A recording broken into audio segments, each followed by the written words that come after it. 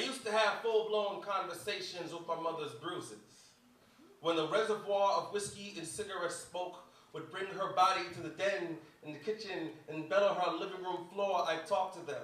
I gave them identities and voices. I named each one after how they were conceived. Like the one on her cheek was called, "Don't worry about where the fuck I'm going." The one on her ribs was named after whatever bill was overdue that month. I don't remember what I called the broken nose, but I do remember naming it after the woman who would hang up when anyone except my father answered the phone.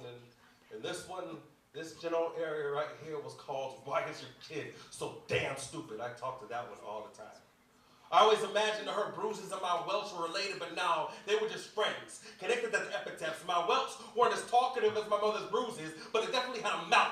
Always keep me up at night, babbling about how my mama loved her bruises more than she loved me, and I loved them, but we all loved our father. We oftentimes argued over which one of his hands were more affectionate. Jealousy was the weeds that grew between the screws of the doorknobs of our closets, and my childhood was the crawl space between two people who forgot how to hold each other without leaving a mark. My mother's skin is where my father buried his insecurities, and her bruises taught me everything I need to know about authority, about obedience, about silence, about masculinity, about love, about love, about love, about love. My mother's bruises taught me everything I need to know about love, and that's pretty fucking frightening if you think about it.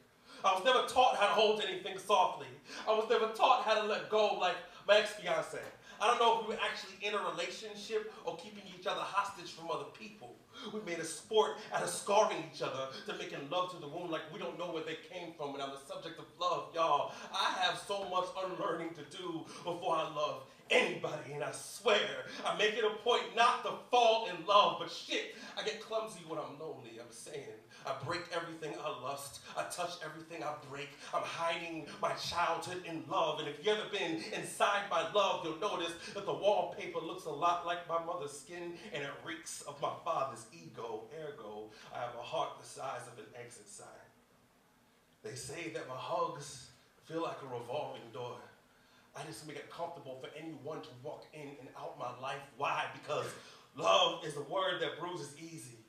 As many times as I let it rain out my mouth, it should look like a storm cloud or soft fruit or the floorboard of a flame that wants to be more than a way to get through the night. Y'all, I've lose love to get through the night, and it's not fair to anybody. And if I've learned nothing from my parents, it's that you should love with your inside voice.